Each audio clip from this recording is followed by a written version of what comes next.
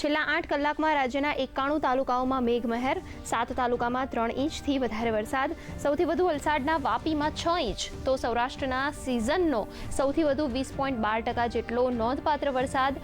રાજ્યમાં આજે સાર્વત્રિક વરસાદની આગાહી. માછીમારોને 22 જૂન સુધી દરિયો ન ખેડવા સૂચના.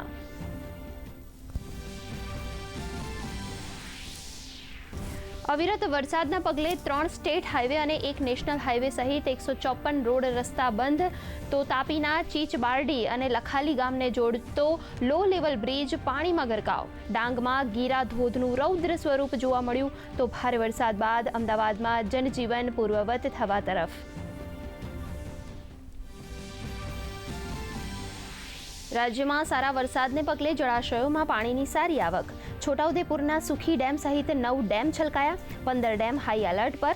ઔરંગા નદીમાં ઘોડાપૂર. તો અમરેલી, બોટાદ અને ભાવનગરમાં 182 લોકોના કરાયા રેસ્ક્યુ. એનડીઆરએફની 20 ટીમ કાર્યરત.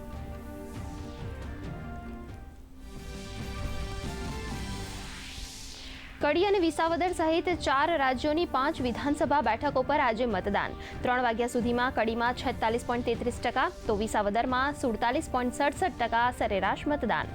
ભૂપત ભાયાણી, પૂર્વ નાયબ મુખ્યમંત્રી નીતિન પટેલ સહિતના નેતાઓએ કર્યું મતદાન.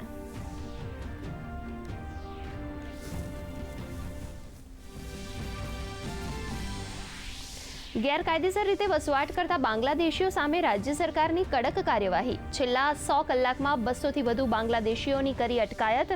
દેશ નિકાલ માટે આગળની કાનૂની કાર્યવાહી ચાલુ.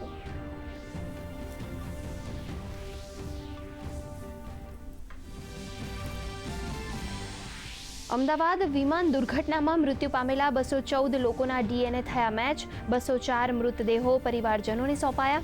અમદાવાદ પોલીસ કમિશનરે કહ્યું, એરક્રાફ્ટ એક્સિડન્ટ ઇન્વેસ્ટિગેશન કમિટી દ્વારા તપાસ ચાલુ.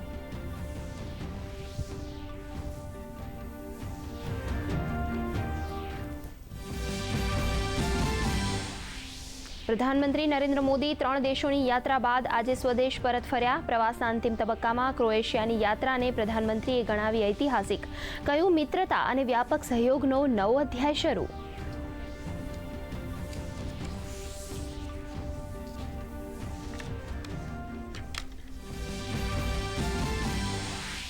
ક્યુએસ વર્લ્ડ યુનિવર્સિટી રેન્કિંગ 2026માં ભારતીય શૈક્ષણિક સંસ્થાનોએ લગાવી છલાંગ. પ્રથમવાર 54 સંસ્થાનોએ મેળવ્યું સ્થાન. આઈઆઈટી દિલ્હી શીર્ષ 125 સંસ્થાનોના લિસ્ટમાં સામેલ.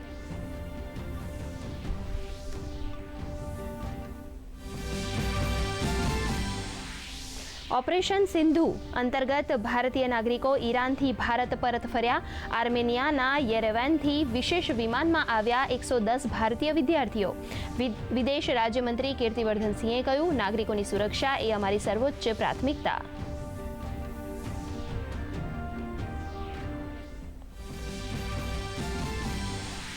તો શેર બજારમાં આજે સપાટ ચાલ. સેન્સેક્સમાં 83, તો નિફ્ટીમાં 19 આંકનો ઘટાડો. બેન્કિંગ શેરોમાં દબાણ. સોના ચાંદીના ભાવમાં ઘટાડો. બ્રેન્ટ ક્રૂડ ઓઇલનો ભાવ બેરલ દીઠ $77 પાર પહોંચ્યો.